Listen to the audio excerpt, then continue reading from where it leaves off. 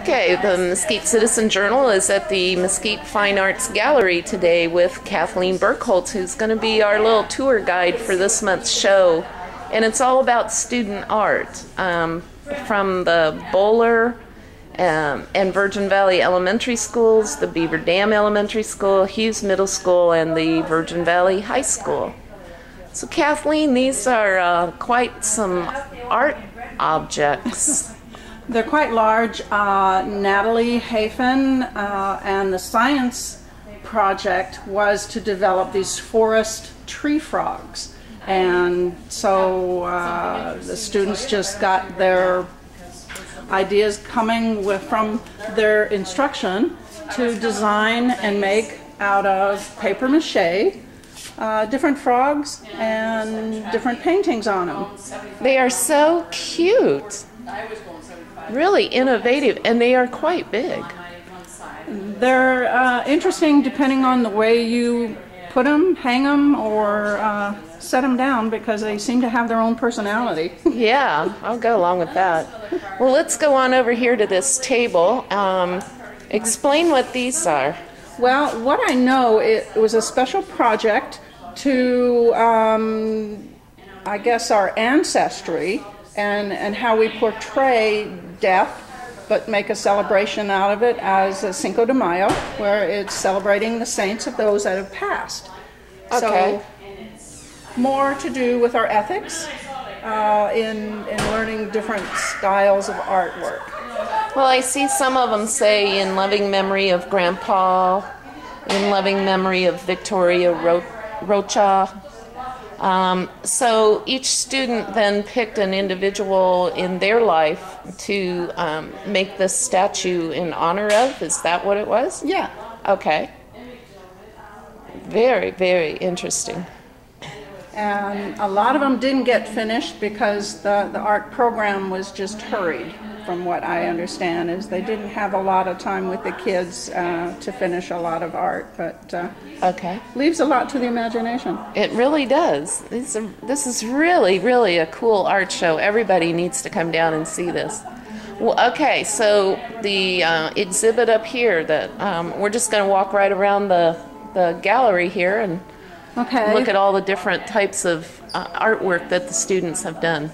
This again is from Lori Rain's art class from the Virgin Valley Elementary, where this is 5th grade work, and then we go down to kindergarten work, where they're using art materials and mediums. This will be tempera paints, okay, and they're actually appliqued over a black silhouette.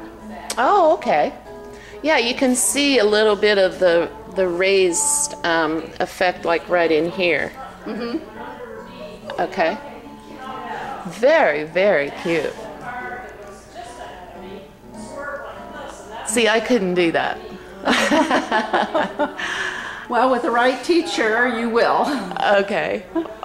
And so now we're just going to go right on down the wall to the 4th grade. We've got 5th grade, 4th grade, where again they're utilizing a lot of cutout and media, and their medium, this one is watercolors and a little ink. For the most part, you put fine detail in after you watercolor. Okay. And we have 2 different styles, where one is in the clouds, and then you have one in a kind of a, I guess you would call it a cave, ice cave. Oh, okay. Yeah. So they all had pretty much a dragon idea. A lot of dragons here. Absolutely. These are really, really cute. And they're colorful. Very colorful.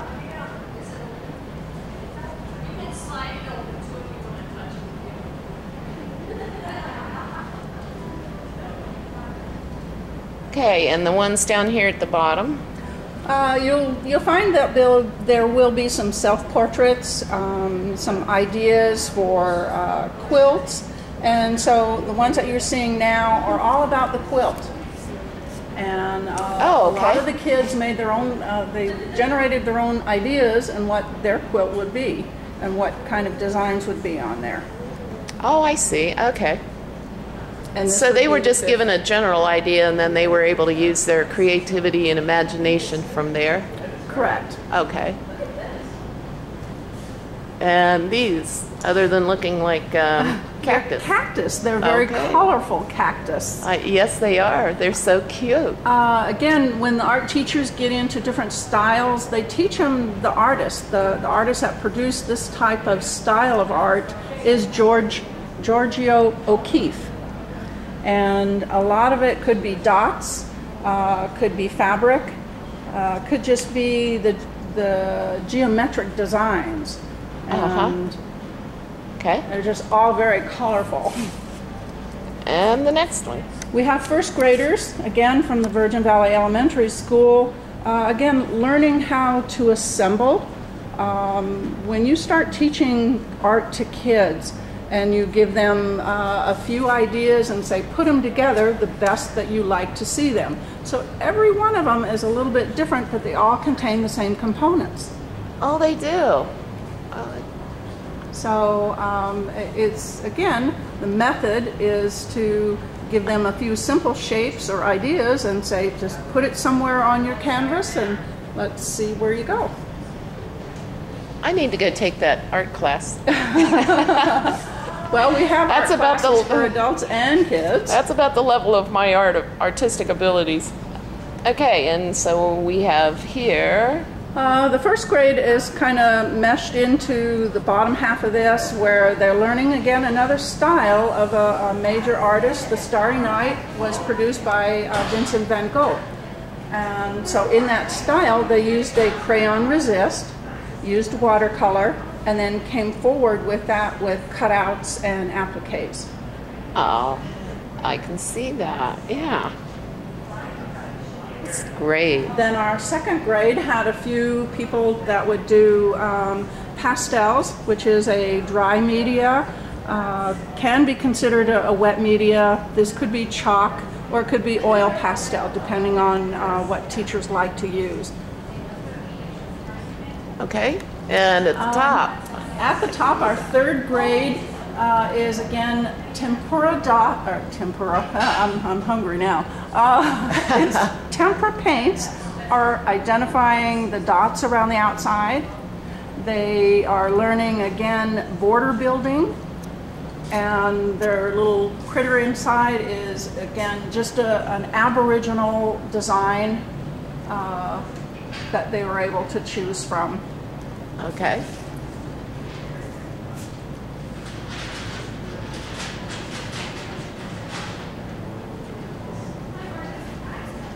And another first grade group, again, learning how to utilize materials and the concepts of color. This is usually a first step, and it's called Mandarin, where you take just a small amount of color, but by moving them around, you produce a lot of different looks, and these looks give you a feeling.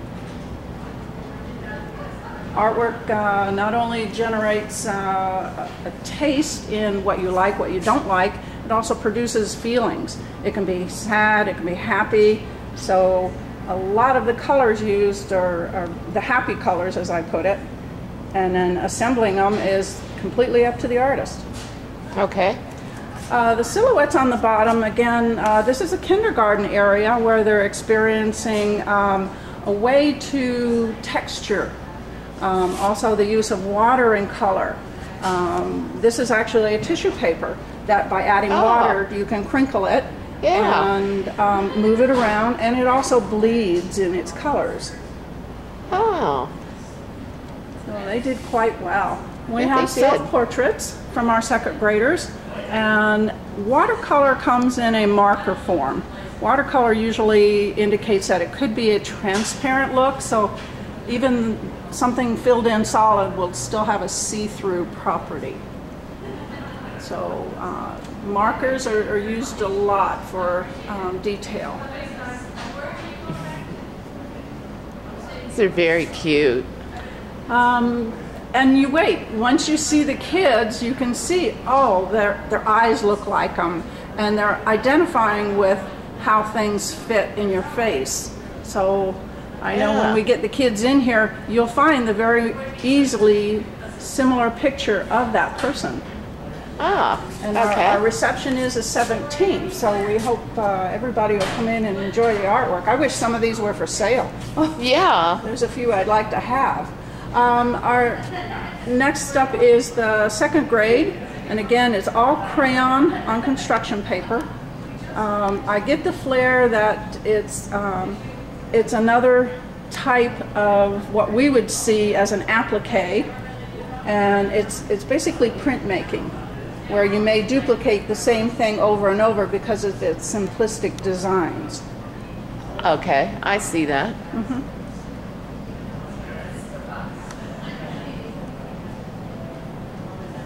Now these are all cute. They all look like footballs, but they're not.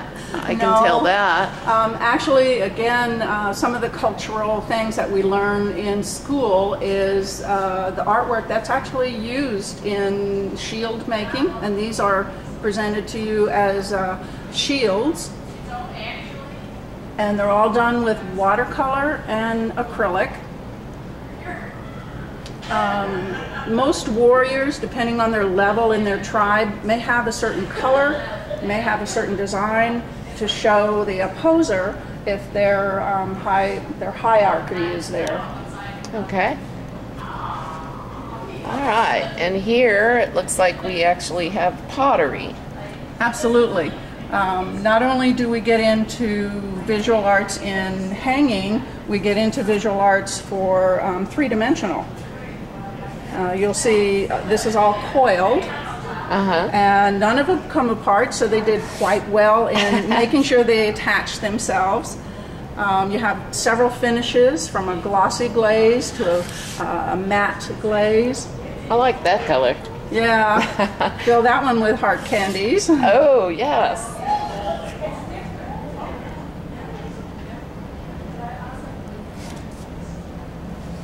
There's some more frogs. Yeah, we had to skirt them around all over the place. There were so many good-looking frogs. And they are so cute. And some more pottery. Dexterity is a lot of times what we try to teach kids when it comes to working with their hands, following designs, or just being able to transfer what your messages are to your hands is kind of a trick. So that's my biggest challenge. The dinosaurs are absolutely adorable. They are cute. I'm going to try to see if I can get out of the sun a little bit. They are darling.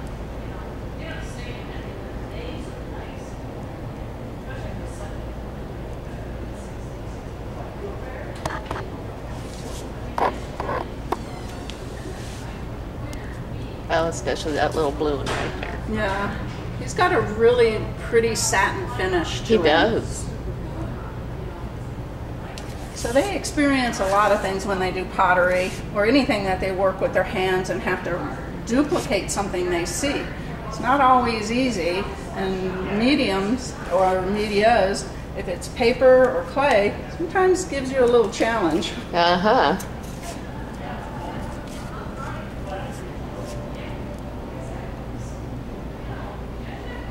Oh, there's my favorite color again. Yep.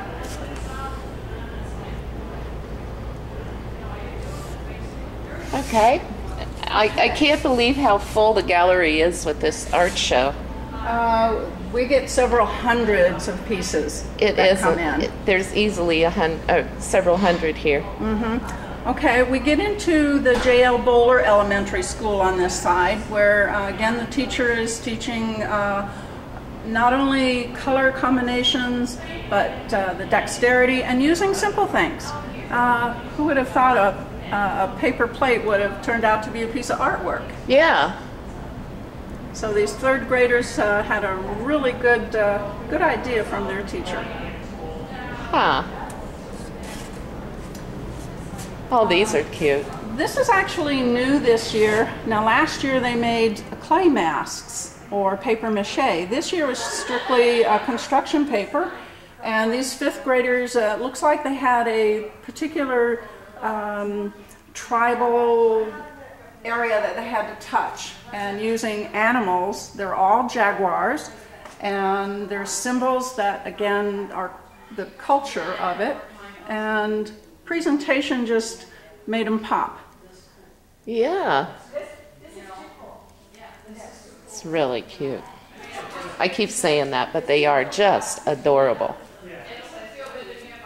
I think they have a flair about them, and cultural arts is always important. I love it when it includes animals and symbols. For the most part, very few of the what they call doodle art is where you draw your initial and then you doodle around it. Oh. It can come in any form, any color. This is one of the first steps, is always a black and white. Color sometimes can influence a mood, and so the first steps is getting line work in. The color, on any one given day, you can be a happy person or a sad person, and your colors are going to give you away. But for the most part, really, it's nice to see that they can put artwork even as a black and white. Yeah. Another new part of this show is, again, the kindergartners from J.L. Bowler produced the water lilies. Now, we all know different artists and how they paint. Well, they took it to a third dimension. They made these stand out with crinkling regular cellophane papers or tissue papers. So we have three-dimensional art hanging on the wall. Oh. And I thought it was a clever idea. It is. Now here's something you don't see in Mesquite a lot. Well, we were kind of wondering where the kindergartners thought they were, but because sand doesn't stand up very good. No. But again, it's using our materials, and a lot of people just like, it's an easy project. Drawing circles and snowflakes and how they interpret things. It could have been a study of these kindergartners to see what would be the next step. So it's all crayon on construction paper, and I see a lot of potential. I just see the elements of their artwork that will transfer into the next grades. Optical type of art, again, can be very interesting and confusing. I love the choice of colors.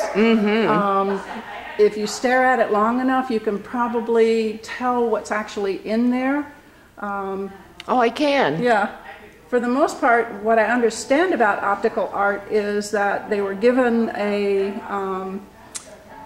word, and they had to reverse its colors. So the line work is in there, you just have to fill in the blanks. Like that one by Ashley actually says the word music. And then we have dance. And we have symbols, and we have hearts. And like I said, the more you stare at it, the more you start picking things out. Yeah. So it is a very creative process. Very. Very innovative.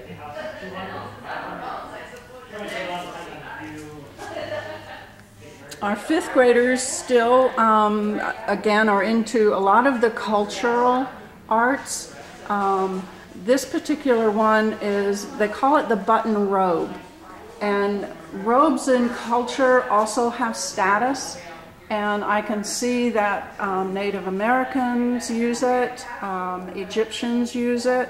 I know in the past we've had Egyptian type of artifacts in their robes. So this one looks like a lot of different ones. More, I would say more on the Native American. But again, showing status, symbols being of peace, love, community, water, and stature.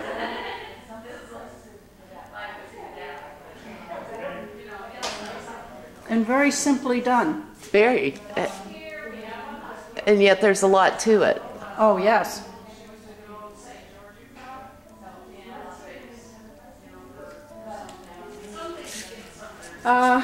This is a favorite, where you just pick a word and provide a block style. Some people mix the letters up a little bit more. This one's just the first step where you try to do it as people read left to right. So we've got the word love in there, and just colored with marker. Uh-huh. Another interesting one from the second grade out of Bowler Elementary is owls. And owls are again another symbol of not only hope and prosperity, but to see your way through the dark. And so they've got an owl and a moon in each one of these pictures. And we have, I'm not real sure about the polka dotty thing. Don't know if it's snowing or not. Okay. I guess it's just background filler. But again, very creative. Uh-huh. Just so much art. I love the calendars. The faces in each one of these calendars are more of the portrait of that person.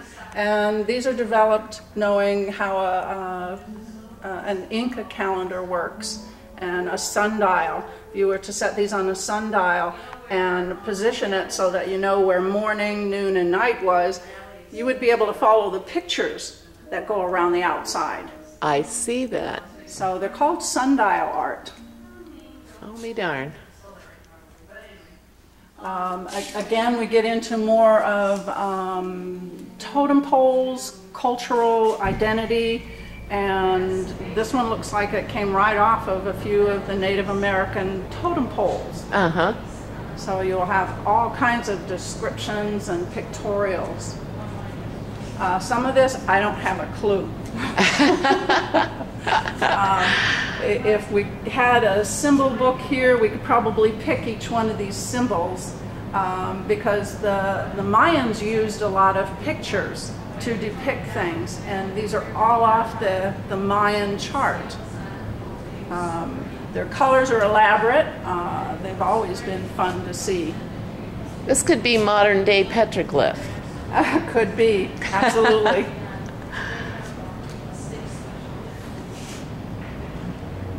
But this is our elementary side. Okay. All right, let's go to the middle school and high school. Yes. Okay.